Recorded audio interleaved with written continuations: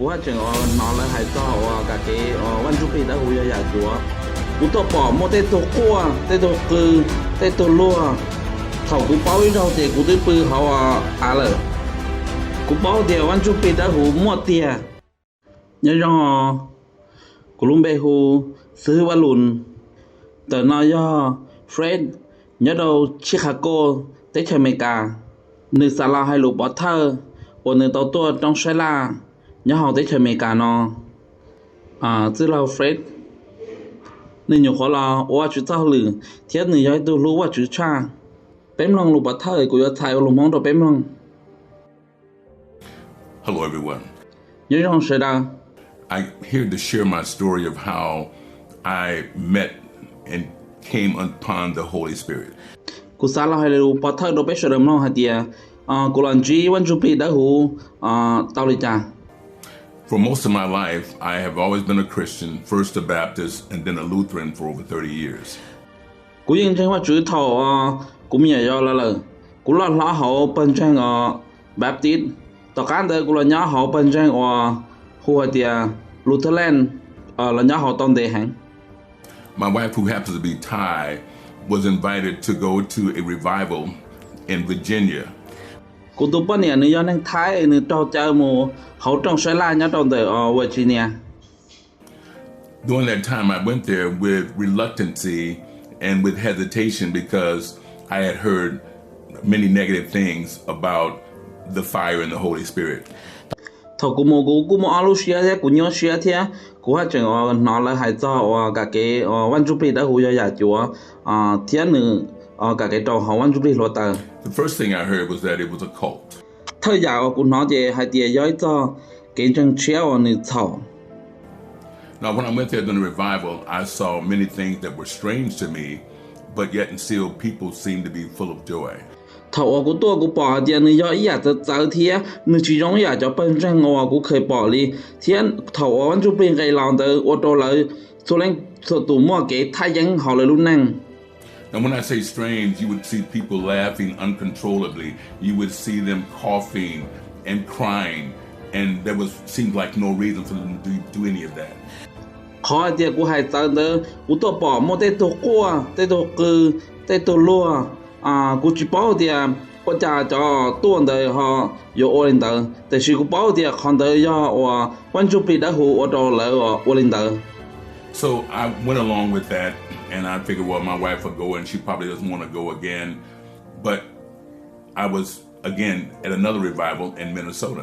Thằng đời của chỉ xã chuyên đào thế của bảo thì còn đờiว่า要ว่าchữ thì của những bảo thì của bên này các mù thế thì của thế là người cá mù trâu tàu Minnesota đó. Now, when I was in Minnesota, I saw something that it amazed me, and from what I had seen from Pastor Lau, he's a very humble man.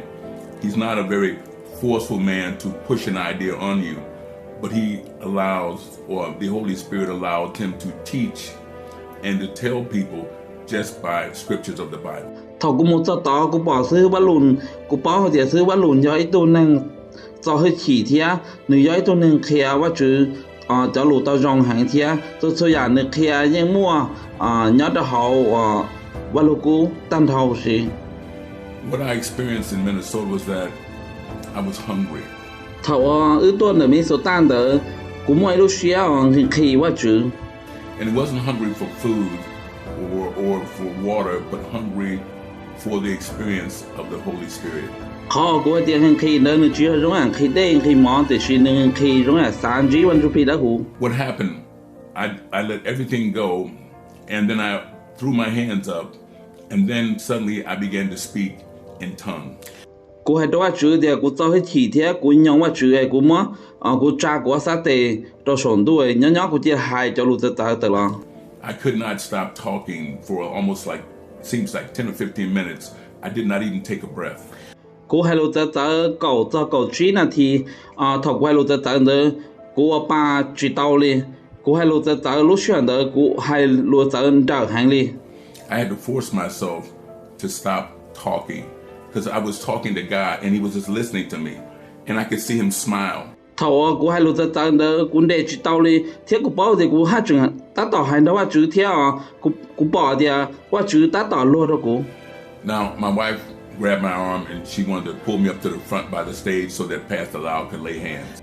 一边都不念贴还的，搞个带我们白红的叫，是我路呢抓带到个大号。 When I stood up there, I was thinking I'm not going to fall because I'm a big guy and I did not want to hurt myself. 本来要带我的，我买这个啥的，这个带我了，我就往里，为了我要就能老差下，我在这找毛古天。 But before I knew it, I was on the floor and I could not move. 头我带我是抓带，是我知道他知道我带到古就是头我包一绕的，我的背后了。 I lay there for it seems like 5 or 6 minutes. 头我忘了，我背只到那天。 And then when I was finally able to get up, I was starving and thirsty as if I hadn't eaten in days. 头我只到那天，我上的好，我背的了，我这里很差不了哩。 But it wasn't hungry for food, it was hungry for the fire of the Holy Spirit. lúc xưa我上了那个包的，好工人可以能这样可以啥，点爱的到就是能可以啥做不。 Now, this is a process that I've learned that it doesn't happen overnight to most people. 贴个包的，我周末làm的ขั้นตอนตัวเป๊ะ了，所以速度。贴个包的，我主要靠嗰個用途也好，一弄一忙呢知道哩。 So, after this Minnesota experience, the next thing I went to a camp in Seattle. 頭我周末個找好，我準備到後天你就落到天，落就到大隻個天到找家冇到 camp Seattle。 And the camp was friendly, family oriented. It was very informative. There were many classes and fellowships together, which was something different than what I had experienced in the past.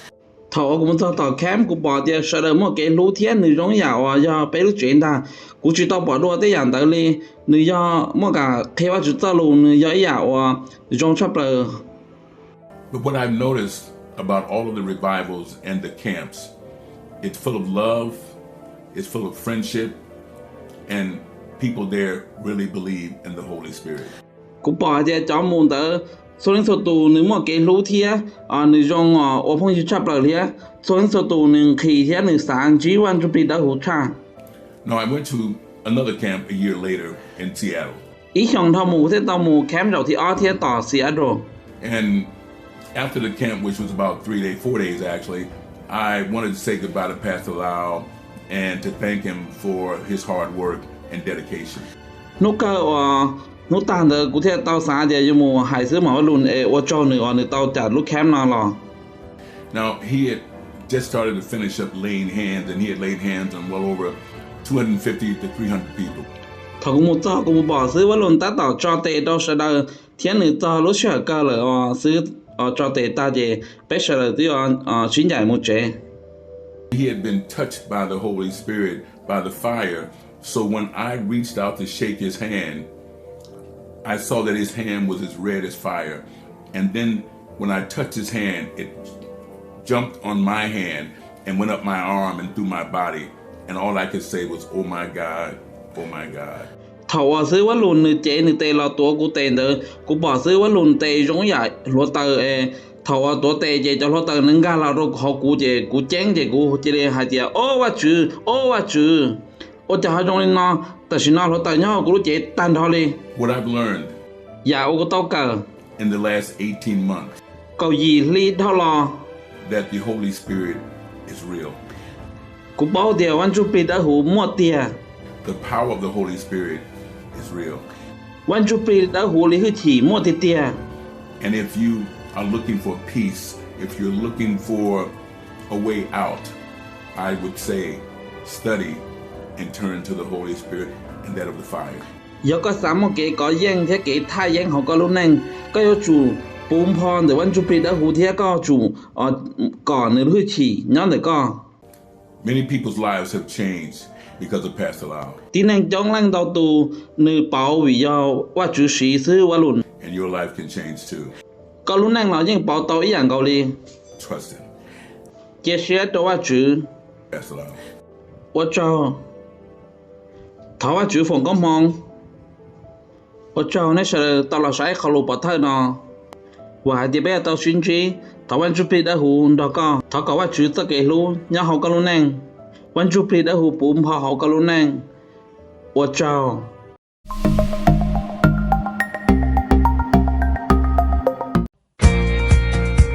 cháu cứ đi cái chuyện chỉ tao bảoว่าchữ sẽ thay xia lòng xia lành gì là taoใจว่าเยซูlà nhớ họ có luôn nè thiết chia nửa là ba có họ có luôn nè là thua chữ trời cũ và lành gì tụi nhớ soạn tôi chính trên và chữ của các cháu ở các xa có ý lành tôi và chữ ê xu là họ luôn đi tới nó là tôi soạn nó có ly thanh của ly kiếm bà kế thảo thanh cho kế tôi cá mó kế gan kế tòn nhẹ ít bộ cho giả kế phê thua giả thiết lục phòng thua giả tan ra họ của luôn năng và chữ của các cháu có mua để rong cho cụ có chuyện bút cái khó mò dia đa bút cho xia thiết bút luôn năng bùm phò thiết cho xuyên để cho cụ thật lòng xia lành tiền được game bà giao gì số nhau của luôn năng lúc xí hở nó cụ cho tao có tao kê lòng qua chữ cho lu cụ tan thao của xí năng